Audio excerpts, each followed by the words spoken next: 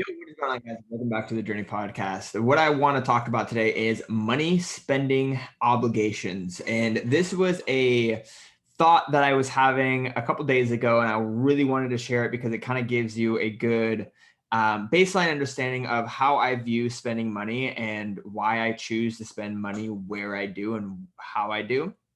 And pretty much just go into like the reasons or like just how I view money, the way I spend it.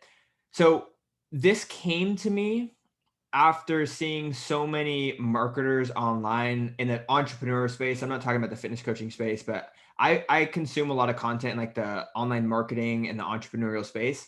And there's a lot of marketers that I see that will buy, flashy Rolexes, they'll buy fucking diamonds, they'll buy ice, they'll buy new clothes, they'll buy a new car, they'll buy a fucking plane, they'll buy like all these flashy stuff for clout. And I get it, they're marketers, right? And so when they buy those things, they're able to use that as marketing material to promote what they have to offer, because it's like this sick cycle where they're selling people how to market themselves, but then they're using the same tactics and tricks of how they got the client. Like it's this is weird like cycle. Like essentially, like I'm going to teach you how to sell, but then when you join the program, I'm going to teach you the same way I sold you, right? And I don't actually see that. Like most people see those marketers online, they're like, oh, the flashy cars, the watches, I want those things, like that's desirable. That's why I'm going to join the program. But when I see that, I'm like, you're literally just taking the money that your clients gave you and spent it on a watch, right? That's like not your money, right? It's trust that someone gave into you, and then you just took their hard-earned money and went and spent it on a watch, right? Which, by the way, there is an exchange in value, and so it is justified. However, someone wants to spend their money is, totally fine. This is just my own viewpoint. This is just the way I see it. There is an exchange of value because the person on the receiving end receives a program that's going to enable them to spend even more money or like make even more money. And so let's just say that a program is $10,000, right? You join a program that's $10,000, you get value back that's going to teach you how to make $100,000, right? That's justified. So yeah, just being like, it's totally justified. But I always see, you need to understand that money is always an exchange of energy. And so money is always going to come and go. And really it's not about how much you keep. It's not about like keeping it, because no matter what, you're going to have to spend money. It's about choosing where to spend that money, right? Because even when you receive $10,000 from a client, that $10,000 is eventually going to pass through you and pass on to something else, right? So the exchange of money comes from the client, it goes to you, and then it passes through you to the next thing. And no matter, you can keep a portion of it, but you probably won't be able to keep all of it, because you have things like rent, you have things like food, you have things like travel, like you have your own life to live as well, right? But the means in which you are receiving your money is through your clients. So your clients are giving you their hard-earned money, and it's passing through you on to the next thing. Now you get to choose where that money passes through onto.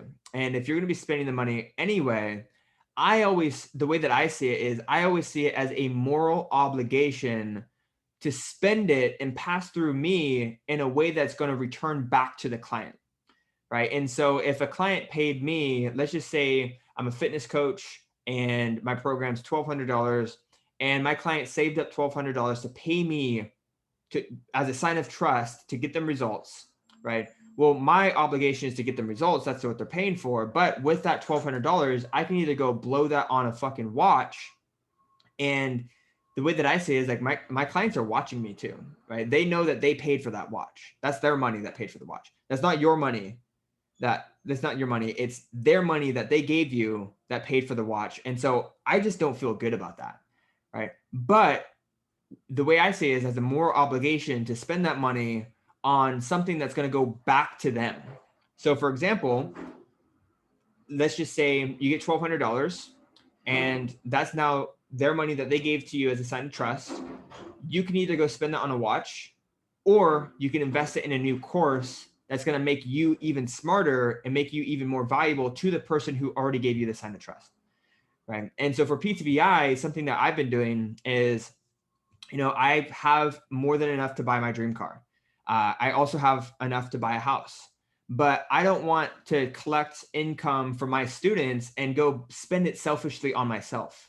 For me, that's extremely selfish to collect an income from my students. They're giving me money as a sign of trust, and I go spend it on something that's completely self-serving, or I can spend it on something that's going to serve them. And for me, it's their money anyway. It's not even my money, it's their money. And they're giving me their money. And so if they're going to give me their money, I'm going to spend it right back on them. Right? An example of doing this is like investing back into my business, like hiring other coaches for support. Right? One of the things that we recently did is we hired a full-time coach to be able to, take coaching calls every single week for all of my students for support. They can book in a call any single time on the calendar and get one-on-one access to one of our coaches. Now I'm paying for that, right? But it's also money that's coming from my students. And so I can either take that money to go buy a watch, or I can take it and spend it on a coach that's going to serve them and get them even better results, right? Another example is the yacht that we just bought, or not, we didn't buy a yacht, but the yacht that we booked, right? Obviously we sold tickets to it. We're breaking even. We're not making profits on any of these events, but that's okay. Cause that's not the point. But I could have taken the $10,000 it required to book that yacht, and I could have bought a fucking car, or I could have bought, a trip for myself, or I could have done all these different things for myself. But instead I took that $10,000 and I booked a yacht, so that way our students can celebrate together and we can all create a like-minded community, right?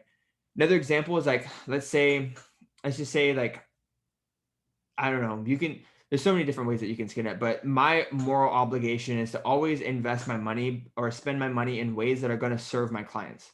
I just got t-shirts for PTBI too. So I just use some cash to invest in t-shirts so I can give them to my students, right? Because that's their money, right? They just gave it to me as a sign of trust. And so for myself, it's a moral obligation for me to use the income that I'm getting and spend it on things that are going to come back to them in the end, right? I don't feel right spending that money on a watch. Now, in the future, when I am 50 years old and I'm able to make an income off of my assets, let's say that I have $1 million in my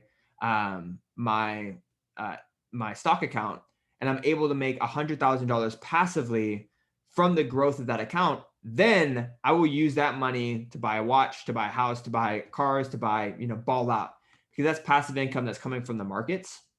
It's not coming from someone else's bank account, right? So that's the difference for me. Any money that I get in now from PTBI is just going right back into the students, because that's their money at the end of the day.